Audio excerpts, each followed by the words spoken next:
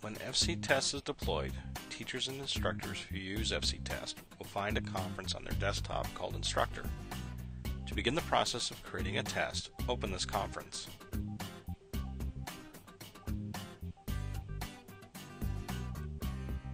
From the Instructor window, click on the icon called My Tests. This will launch the fcTest application that is used to manage your tests.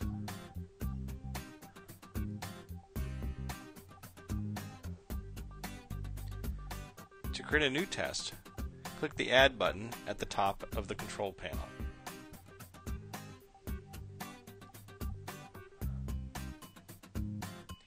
First, you want to complete the general section of the form. Start by filling in the name of the test and the class subject field.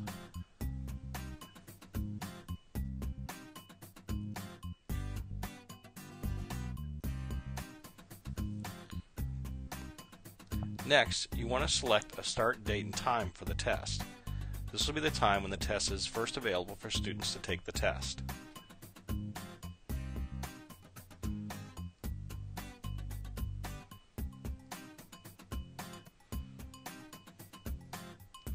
Next, you want to select an end date and time for the test.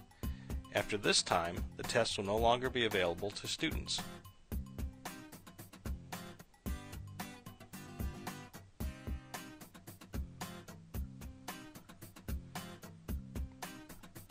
Configure the time allowed setting. This will control the amount of time that a student has to complete the test. This could be set in either minutes or hours.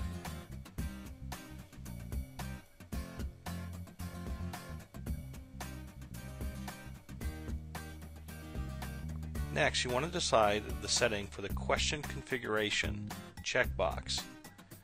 Students can revisit completed questions. If this is left unchecked, then once a student completes a question and moves on to the next question, they cannot go back and revisit the completed question. If this is checked, then the student can go back and revisit questions that they've already answered. Now that we've completed the general section of the form, let's move on to the test marking section. The first setting here is Lock Tests After. This is going to determine when the test is no longer available to the students. This is in addition to the start and end time or the time allowed options. Lock Tests After has three settings. The first one is when each student starts a test. So as soon as they start the test, they cannot revisit the test even if they do not complete it. The second option, each student finishes test, means that when a student starts a test, if they leave the test but haven't answered all the questions, they can come back to the test later, as long as it's within the start and end time. Time expires is the third option. This means that the test is always going to be available to the students until the 4 hours is up. So whether they're in the test or not, their clock is running once they start the test.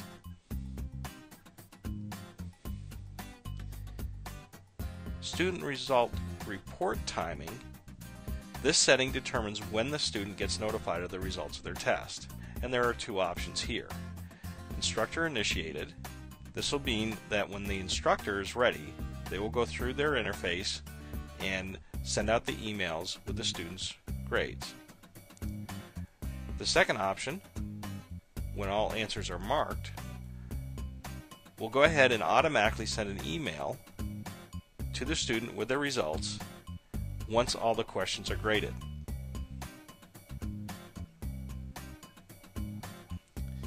Student result report detail determines what that email is going to say, and there are three options here.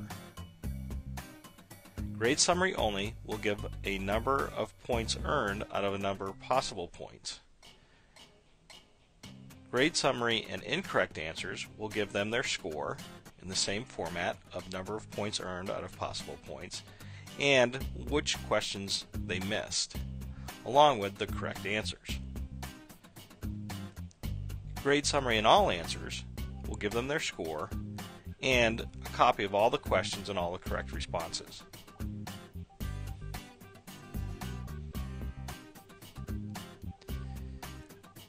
Now you need to configure the next 4 checkboxes. The first one, copy student reports to the instructor, will provide an email to the instructor with the student's summary report. Display student's name while marking will show the student's name when the instructor opens the test to grade it. If this is not checked, then the instructor will not know the student's name when they're grading a test. Send email to instructor when the last student completes the test. This is a notification to the instructor that everybody has finished taking the test. Set pass rate. This option allows you to set a percentage score that is considered passing. When that checkbox is enabled, the pass rate field will be revealed.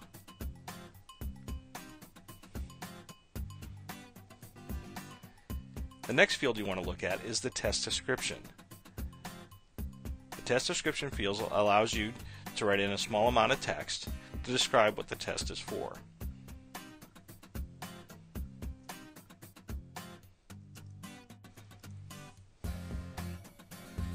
In the next video, we're going to look at the setting called Deploy Test to Folder. This determines where the test is going to be made available for students to take it.